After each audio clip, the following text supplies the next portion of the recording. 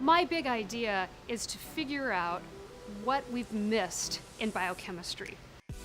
This space is so exciting because we are at a moment of new technology coming to bear on an old problem. Now, with the advent of high-resolution mass spectrometry, we can bring a whole new method to bear on these questions and measure things that were absolutely impossible to measure before. Mass spectrometry allows us to weigh ions. We can figure out the mass of a single ion in a mass spectrometer.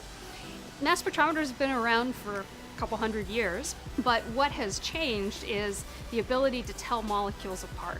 We can tell molecules apart very easily if they differ by a proton or a neutron, and so that allows us to tell the difference between many really related molecules and also to trace, when we feed cells, where exactly that food is going to.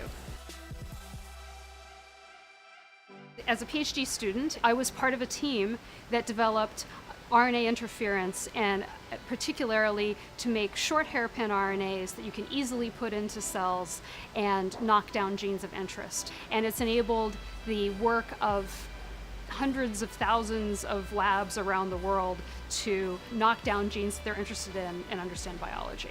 And we have recently figured out how worms breathe underwater. So it turns out that parasitic worms and other kinds of worms out in the environment, they don't need oxygen to breathe. And how they made the special molecule to do that wasn't known, and we've pretty much figured it out. So I'm really jazzed about that. We're moving toward a place in biochemistry where we'll be able to look at the contents of a single cell and no longer just ask, what does this bag of cells look like, but what is one cell doing and what makes it special and unique. Knowing what happens in one cell is so important because many diseases, like tumors, start from just one or a few cells that have gone wrong.